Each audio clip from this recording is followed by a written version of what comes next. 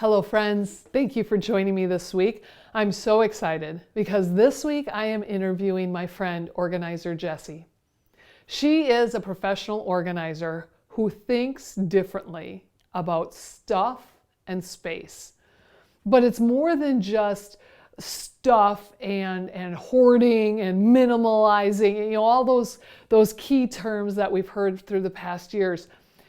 Her whole goal is to keep things simple, to save time, to save money in our life, and to clear the stress. Clutter is stressful, my friends. So she really, truly thinks differently. During our conversation, you'll find out very quickly, she kind of clicked on a light bulb for me. She just mentioned something about a room in a house and how it's used, and I thought, wow, I've never thought differently about that space. That's so interesting. It's like she's empowered me. I mean, really, she's motivated me to go, I don't know, clean out a closet tonight. So I hope this episode helps you think differently. I hope it truly challenges your habits, challenges your mindset, so that you feel efficient, but fully empowered.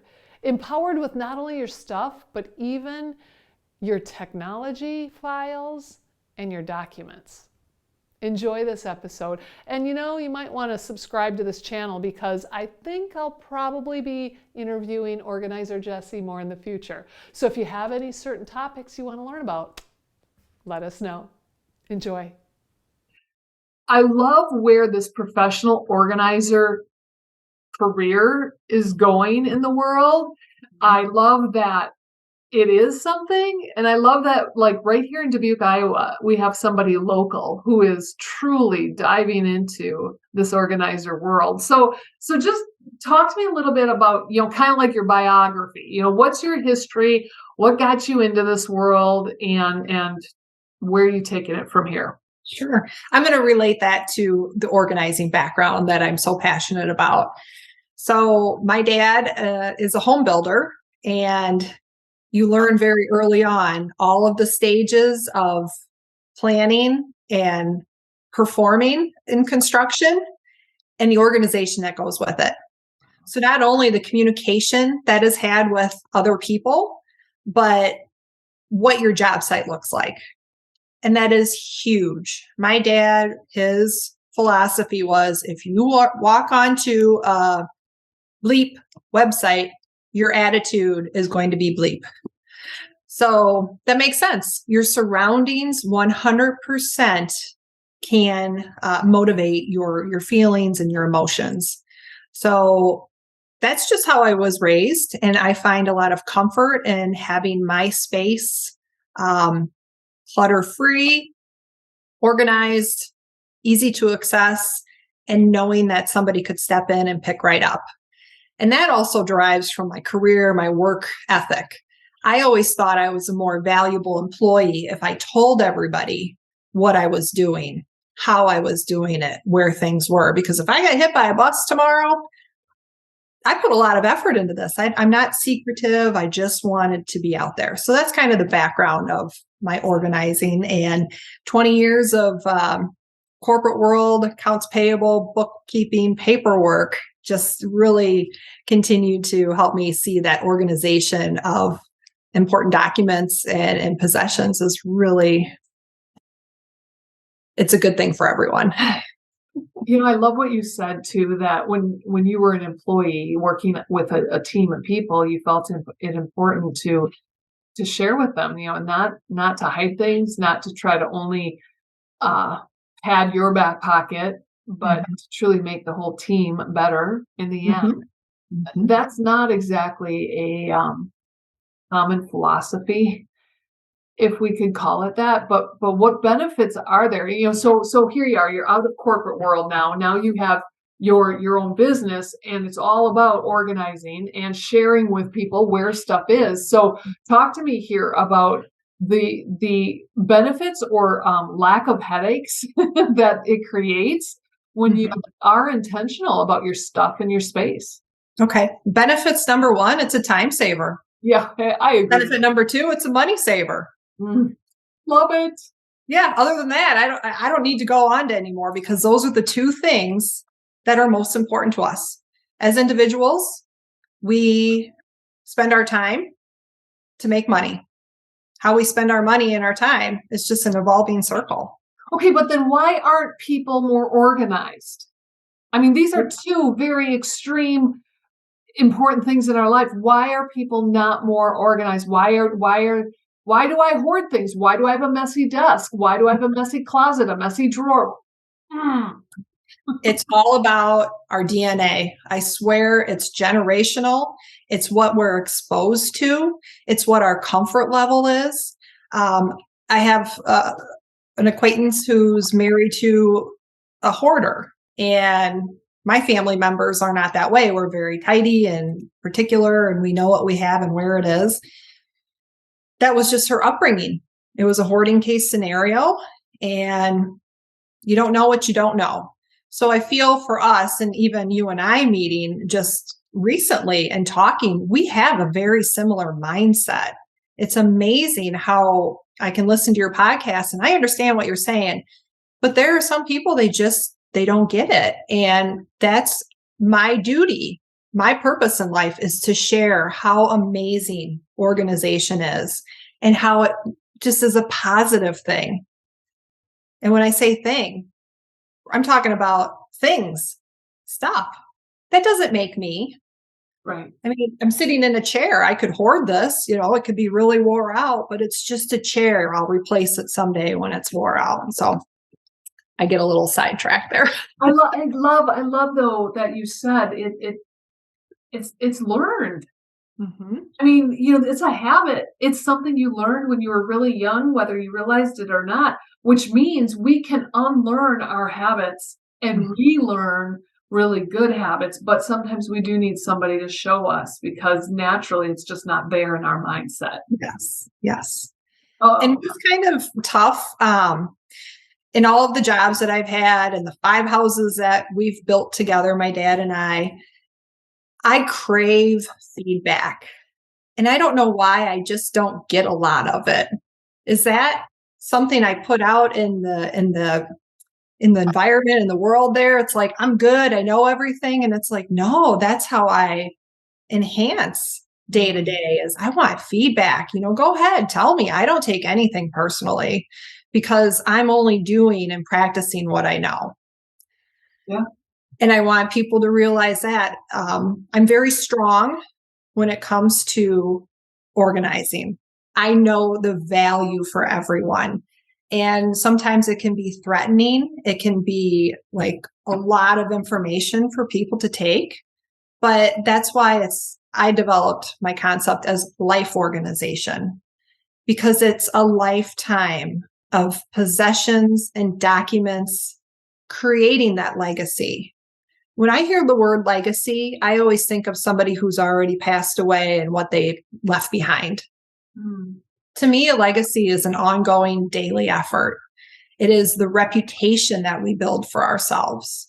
So when I tell people I'm a life organizer, to focus on our possessions, our documents, and our legacy, right now I am creating my legacy, sharing what I'm passionate about. And I feel like there's a lot of people who just have not found that purpose in their lives. They're going through the motions because they haven't learned or just even been influenced by people who practice these things. I love how you also wrote down the idea of being a household trainer. And so yeah, I'm a leadership trainer, right? I've worked in corporate America as a trainer, so I totally connect with the trainer. But now you're taking it into the home, the household trainer. So give us a little behind the scenes type of experience here. What do you see most of within your household training world? Getting people to open up to trying new things. We live in a overpopulated spec house world community. Dubuque, Iowa, 3-bedroom, 2-bathroom, walkout ranch, 2-car garage. That's average. That's what you see builders put up. Unfortunately, that just does not work for every family. And you have to look at how our culture and our times have changed. We have less kids, more stuff, bigger houses, less communication, less interaction, less appreciation. So it's like, okay, how did all of these things factor in and get us to where we are today? We are so consumed with what the outside influence is. We've lost touch with what it is to be us, to be fulfilled individually, and to keep ties with our families. So when you walk into somebody's home, what I've experienced is people who are just trying to do what they're told. Just because there's a space next to the kitchen with a chandelier, that does not mean you have to put a dining room table in there. If you want to have that as a work zone or a TV space or a play area, there's nobody telling you that you can't do that. And that is usually the first thing that I go in and I start space planning and reimagining what I see they own and what I see they have to work with within their houses. And it's like, hey, do you ever use that kitchen table? No, let's get rid of it. Let's move it. Let's put it someplace else. What do you mean? It's a dining room. But I want you to function really efficient in your home. And I want you to use all of your space. So when we talk about bigger houses and having these rooms that are furnished just to sit there and look nice, and then all of the cost associated with that down the road, it blows me away. We are totally living without our means, outside of our means, and we're just creating our own hell in a sense. I've got this huge house that I've got to maintain, and this and this and this, and it's like it's holding you back from living your life. So what do you really need? What are our needs and what are our wants? So this, very long answer for you, Kathy, but I like to dive in. I want people to tell me what their life is like and what their daily routine is. And then it's like, you know what? I can see what you're telling me and I can see what you have going on isn't the most effective route for you. And it's very individualized. We go from there. I love this because I am a very organized type of brain. And yeah, you're right. My mom, my grandma, they taught me well, and I still do what they taught me. But you just challenged me. I have a dining room table. It's me and my husband. We're empty nesters. We use it about once a month when the kids come home. But that's our dining room. And I'm like, wow, yeah, I never thought of using that room for something different. I mean, it's the dining room, but we need to be challenged. And sometimes somebody else has to look at things and challenge us with it. What's the hardest thing? The people that you've worked with, what's the hardest thing for them to let go of? Everything. It's very interesting. Just stuff. It's stuff. I've worked with older generation quite a bit, and I understand what they're telling me because I didn't grow up in their generation. I did not personally live it. So I can only go off of what you're telling me and what I've heard in the history books. There's a lot of what ifs, and somebody's going to want this someday, and maybe I'll use it. And it's almost as if people are afraid to let go and move forward because that's what we do every day. And I'm at peace with that. It's very simple for me to rid clothes or just tangible items that I don't use anymore because that phase of my life is past. That doesn't mean that don't have those memories, but I also look forward more than I do look back. And I think sometimes the biggest challenge is just getting people to understand that you're in a new chapter of life, and that's okay. And just because you don't have these casserole dishes or the coffee pot for a party of 20, that doesn't change who you are, and it doesn't take away from any of your experiences or memories. That is the hardest thing to get through, and I can't force anybody. It's just a time and effort and an acceptance that people need to come to on their own time. Do you think it has to do with the mindset, like scarcity versus abundance? Mm-hmm. That Absolutely. They don't want to get rid of it because what if we need it again someday and I don't want to have to repurchase it? Absolutely. But then if you take it one step farther, it's like, what's the value of this? How much can you repurchase it for? And be realistic. What are you going to use this for?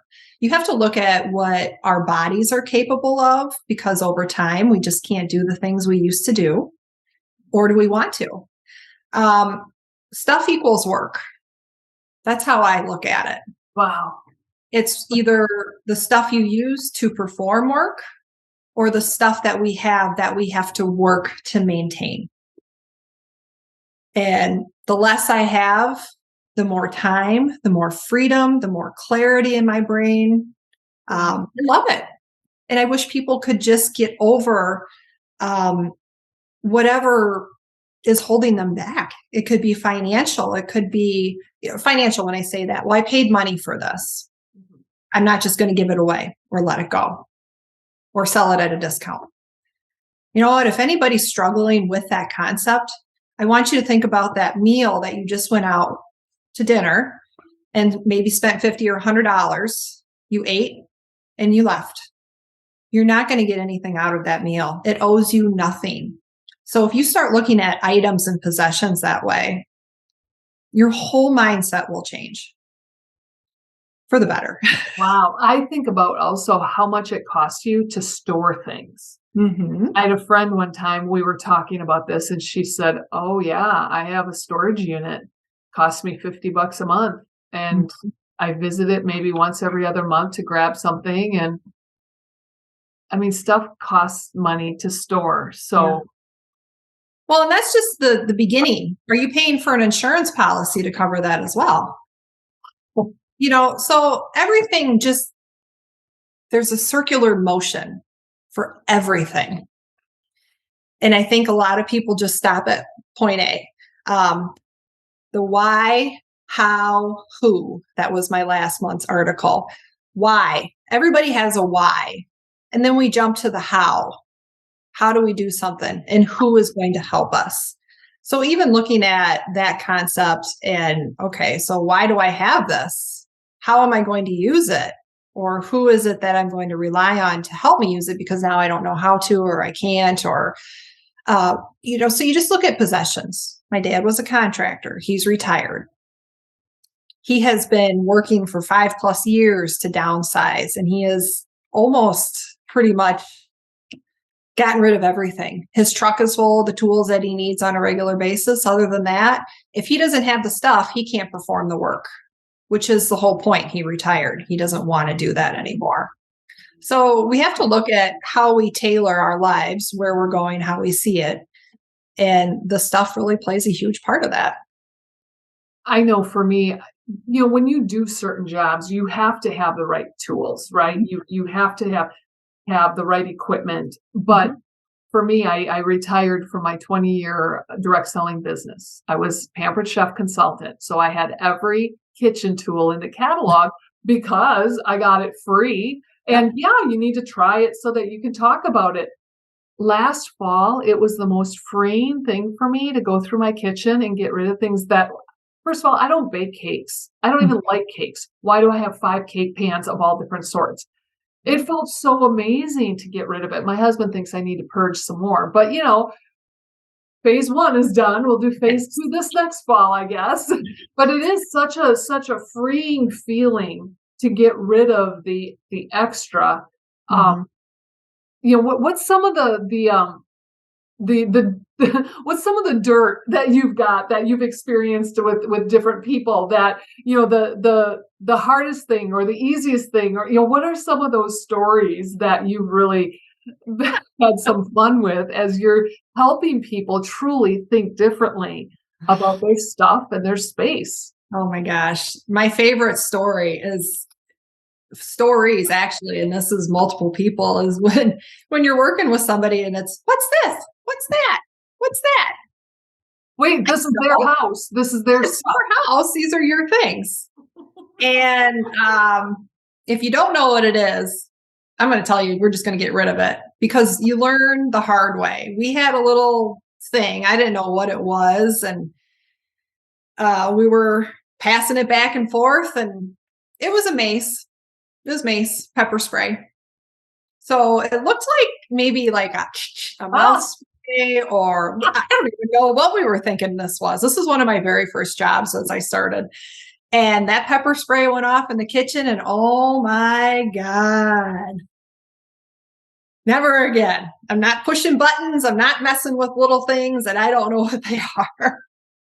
Wow. That was interesting. Yeah, what did that cost you all? The session ended.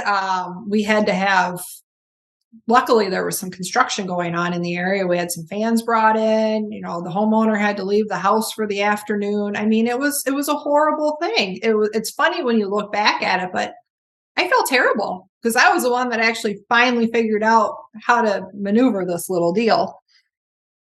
So that's probably one of my favorite funny stories. Other dirt really is just people who are unaware of what they have. And that's tough. It really is. And when you're finding, kind of like you said in one of your other podcasts, you come across some money or, especially people with mail and bills, you've got unopened items and you've got checks in there that have passed the cash in date. And it's like, look at your disorganization is literally costing you money. Some of the dirt, it's really hard because a lot of couples do find a lot of strain in their relationship because they're at odds with what they feel is of importance and not. That's really hard to come in and to observe because when you walk into somebody's house, boom, there's a life story. They tell you everything. There's a lot of counseling involved. There's so much support, emotionally, physically. Every day I experience something new. And I can't tell you what this job is, what my duties are, because when I started, my focus was, I'm going to organize kitchen cabinets and pantries.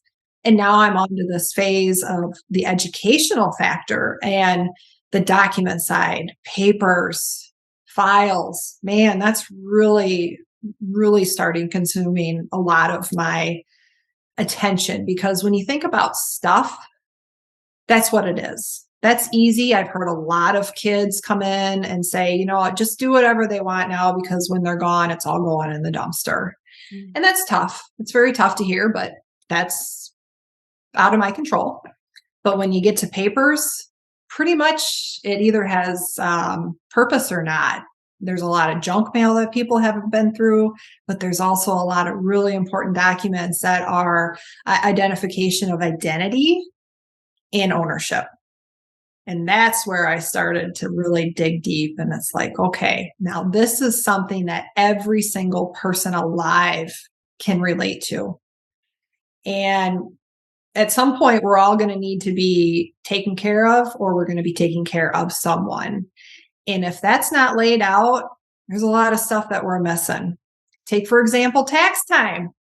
Right. People who are disorganized and that mail comes in and they bring all their taxes in and guess what? Hey, I know I dropped my taxes off. I think you might have already completed them, but I came across some documents here that you're going to need.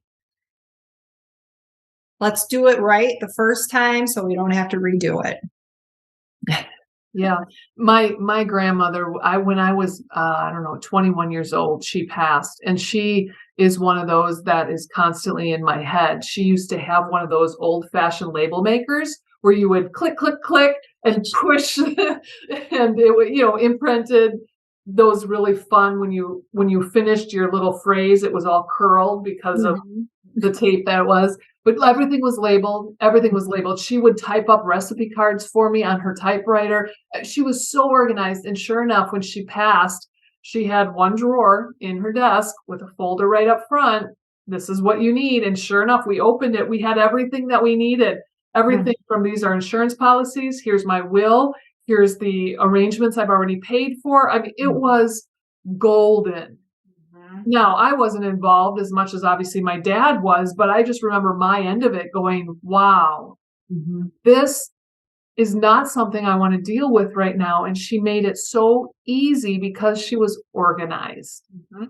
And that, when we were talking a few weeks ago, when we met up, that's what I was most intrigued with. What do you call it? Your death file? The dead book. The dead book. Yes. Okay. So I have encouraged my children to have a binder, and we call it their portfolio. It's a little nicer sounding.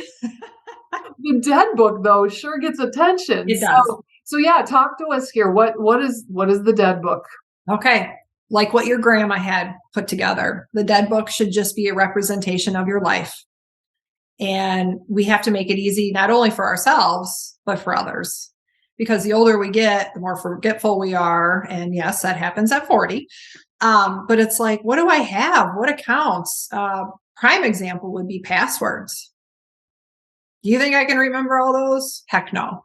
Online presence. What accounts? What sites have I been into? Where is my credit card stored? Have my addresses been updated? Should I delete profiles of things that I'm not using? These are all things that somebody's going to need some assistance with someday. And if you're not there or capable of telling them, you're leaving a lot of money on the table, legitimately. So that, your grandma, she's my influence. I've learned all of these respects from people. And I just want to incorporate it and help others realize this. I'm not a full-time employee. I'm not going to come in and I'm not on the payroll for a long period of time unless you want me and we start doing maintenance visits. But have me come in. Let's do a walkthrough. Even if you just are looking for a consulting session where I can come in and walk through your house and just give you ideas. And you have that aha moment, like, wow, I never thought of that. And you can do the work yourself. Or, if you're unable to do so or don't have a desire or time, that's one nice thing about organizers. Our capacity is either coaching or hands-on. That's beautiful. I think about my kids. Two of my kids are in apartments, and they get some important stuff in the mail, like my daughter's school loans, or just. But there's so many times they both call me and they're like, "What should I do with this?" Mm-hmm. And I say, 3-hole punch it and put it in your portfolio, because that's where important papers go. I can't imagine what people do if they don't have a place for the important stuff. Mm-hmm. They're not keeping it, or it's just haphazard, and it can really get you in trouble if you're not intentional, right? Well, yeah, there are rules for a reason. And tax returns, I was talking to a friend, and her and her husband own a couple of businesses, and I found some tax papers, and I said, well, where's the rest of the stuff? Where's your previous years? Well, we don't have any of that. What do you mean? You're supposed to keep that for 7 years. Our accountant has everything. And I'm like going, you do what you got to do, but I'm going to tell you, I don't agree with that. And I feel like there should be a safety net in place here. And I think it just came down to there was no designated place to put it. So it just got lost or tossed. Right. So what are your favorite organizational tools? Binders, baskets. What are your things? It's a spiral notebook, basically, with multiple pockets. Oh, sure. So right offhand, I use that for taxes. So this folder, I can label and I can categorize the documents. So I've got my bank information, I've got my income information, I've got my materials information.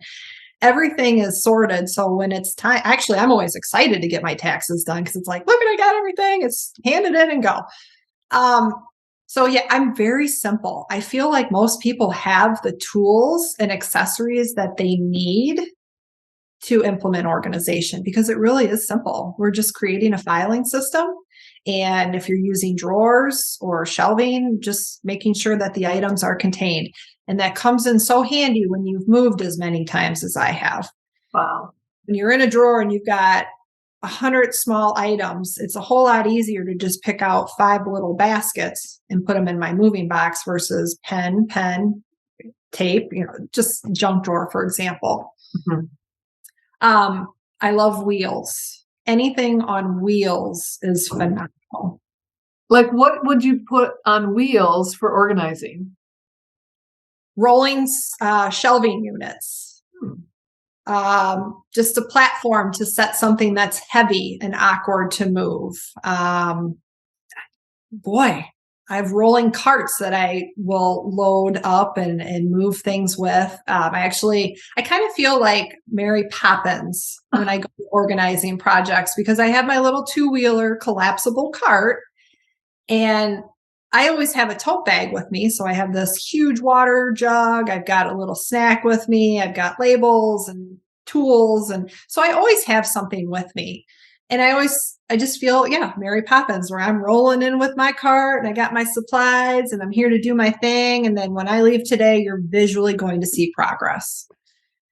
So, I love that. I love that you said also it's simple. You don't have to go shopping and spend a lot of money to get your organizational tools. yeah. You have stuff around the house, just use it efficiently, right? Yep. I love Even it. boxes. I mean, I don't know. In some respects, I love to be really high end. I love all the pretty stuff, but I'm really more of a practical person. So I'm going to definitely introduce that to my clients, or I'm going to say, you know what, if you want to get the $30 bin and 8 of them because they're just cool looking, that's okay. But I also want to just talk about the functionality of it because it's shaped weird, or these round turntables to me, that just doesn't maximize the space. I mean, I do like people who do pantries and they've got turntables everywhere, but I just look at all those empty pockets of room. Right. It matters. It all adds up. And then we also have to take into consideration bulk shopping. If you have these really pretty bins and they're only going to hold 4 or 5 bags of chips, but you're out getting the 25 pack, what do you do with the overflow? People are challenged with their storage to begin with. Why are we creating the obstacle of having things in multiple places now? So I'm always looking 2 or 3 steps ahead. I want to know what your spending habits are. I want to know as far as how much bulk you're buying.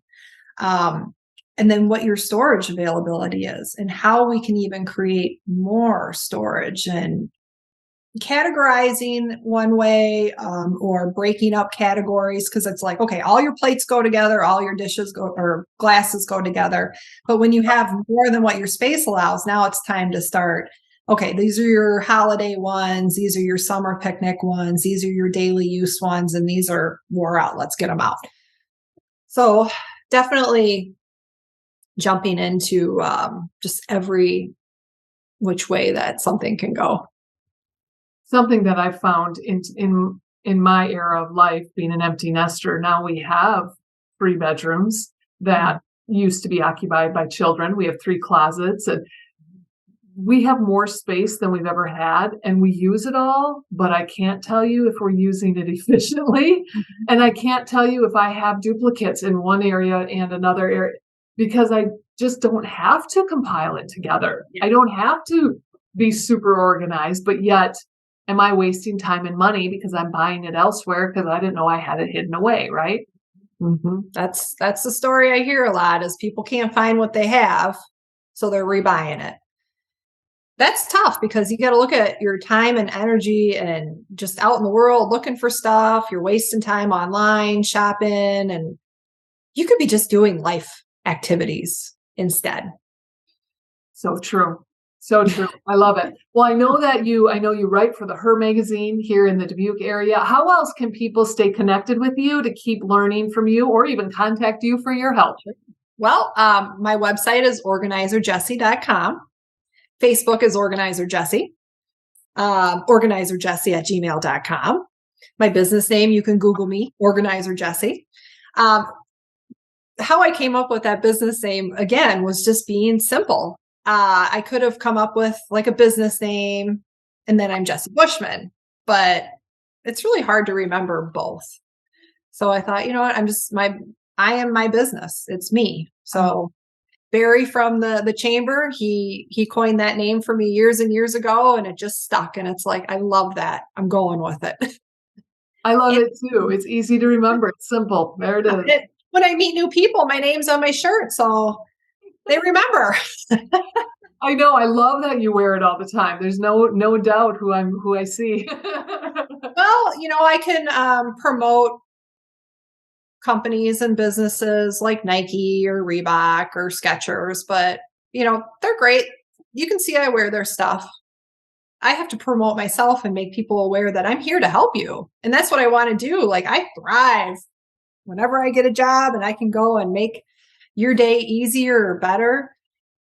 That's the feeling I'm looking for. That's really what fuels me. I'm going to be helping with relocation in the middle of this month, and just spoke with my client, and It's so much when you think about it. One day they're closing on two houses, they're loading a vehicle, they're moving an hour away, they want to get stuff unloaded and rest a little bit. So I'll be there the second day, and it's like, wow. And I said, here's what we can do. Here's what experience I bring. And she's like, oh, okay, so you've done this before. It's like, yeah, I've moved 5 times. When I moved out to go to college, and that was the first realization where I am a minimalist, because we went down the afternoon, unloaded the furniture, brought the boxes in, had dinner, went to sleep. I woke up, my dad had left already to go out of town to work, and I was there alone, unpacked, pictures were hung, 4 hours, I moved in. That's how people should be living. You look at these houses and you've got boxes that have been sitting for years in a basement, and it's like, why do you have it? Let's just go ahead and block out some time and get through it and move on. You can't take it with you. So true. And maybe I need to discard it well before I discard off this earth. So Yeah. I mean, it is. We are collecting from conception. We're not even born yet, and people are buying us things. And that continues through the entire cycle of life. It's up to us as individuals to factor things out and to let go, because if you hold on to it, you end up at this point where you're 50, 70, 80 years old, and you're so overwhelmed because you have a lifetime of collection to go through. And this is what it causes: tension and issues with family members, and whatever we can do to avoid that. Purging can actually be fun. It can actually be enjoyable, and it has so much relief. And I know for me, sometimes when someone in my life has passed, I hang on to things and I feel guilty if I ever want to get rid of it. That alone is a huge process to get through, right? And to not feel guilty, but don't be married to stuff. Oh, what a blessing when you can let it go. Let it go. I love it. And to anybody listening, I totally agree that everybody's background of their thought process on organizing, it's perfectly okay. What I'm doing is sharing my insight, and whether or not it works for everybody, that's perfectly fine. But also just even having conversations and getting the wheels turning, like, oh, I never really thought of it this way. If I can help somebody reach a perspective where they're comfortable in their choices versus what they think other people they should be doing, that's huge right there. The guilt, just because somebody gave it to you doesn't mean that you have to keep it. Once it's yours, the power is yours. Very true. Very true. So much power in this whole concept of purging, of organizing. I love what you said in the beginning. First of all, life organization, but I love how you have it in 3 categories: your possessions, the documents, and your legacy. When you put it that way, it makes it so easy. Now it's just my mindset, and I have to let go and think differently. So is there anything else that you want people to know or think differently about when it comes to their stuff and their space? The biggest thing when you are evaluating is to think of logic and emotions. Oof. Those are the 2 categories that really can sum up the stuff that you're struggling with. The downsizing and let go process should be a matter of seconds. Logic, emotion. Is this something I use? Does this make life easier? Or is this something I have because it's a remembrance of somebody, or I don't want to forget? Okay, so once you decide, you really will see how much stuff is linked to logic. That factors out so much of the emotion. Now, I'm not saying you can't have your emotions, but there are better ways to document those or keep those memorabilia. You hear a lot of people who take photos of their items. Use them. If you're going to have something, use it. If you want to have memorabilia, display it. And if you don't have those spaces to do so, well, let's make some modifications so we can. It's very simple. Shelving, like I said, I was talking about rolling shelves earlier. there's just a lot of ways to implement so we are utilizing and appreciating what we have. And size matters, space matters. Don't put too much stuff in your space. Stuff in space, space and stuff. Don't stuff your space with too much stuff. It's a joke, but it really is. I love that. We could talk for days because I love this.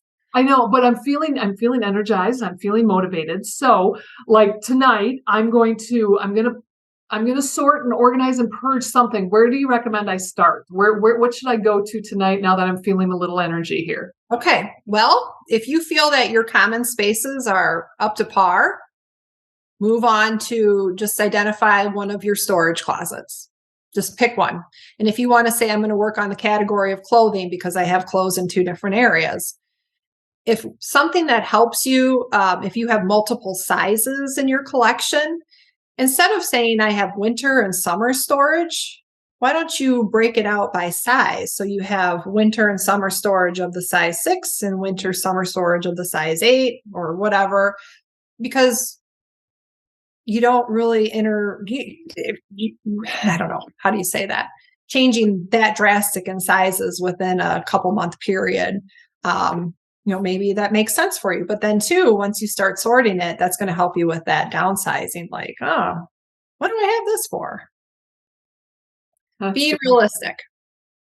That's good. I just looked at an outfit today and I'm like, wow, I don't think that really fits me well anymore. Why do I still have it? And then I walked out of my closet.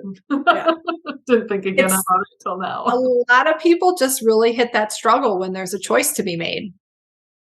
And choices are something we do all day, every day, every second of every day. And it can lead to exhaustion. So when you get home, it's like, I don't want to have to think. I don't even want to do anything. I'm so exhausted. So, I mean, then you think about that and it's like, okay, let's reevaluate all those choices that you made today. And what are the circumstances that you're having to make this many choices? Is it the people you're surrounding yourself with? Is it the job that you're in? It's life. We can make changes. And whatever is going on currently, that doesn't mean that has to continue. Whatever it is that people do, simplicity is the final goal, and happiness. I so agree. Make things simple. Find out where your struggles are and find a better solution, a better way. It doesn't have to continue the way you've always done it. So, and cheerlead the things that work for you. Because people do have things that are just awesome. And it's like, okay, how do we get everything to be this way for you? Let's get rid of the challenges. That feels so empowering. That feels so exciting. Hopefully we're energizing everybody who listens, that we're now energized to purge and clean things out and give you a call for more ideas, right? Yeah. It's fun. It's our life. Everything that we have should bring us joy. And I know that that's the comment that people make, but it's true. I 100% back it up. It's true. And we go through stages. Like, it brings me joy today, but in 2 years, I'm over that now. It's okay to tell myself it's okay to let it go. Yeah. It brought me joy for that time, and now let's move on to something different. We don't need to be hoarders. Awesome. Well, this is so much fun. I love talking to you, and I love just picking your brain and hearing those very creative, unique ideas that we don't always go to normally. So thank you. You're welcome. I appreciate your time with me, Kathy, and I hope we can do this again because there's so much to talk about related to organizing. I know. As I read your articles, we'll come back in another few months and hone in on something that you're talking about. So thank you. And as you continue to move through your world and have other ideas, and please keep sharing. The world needs you.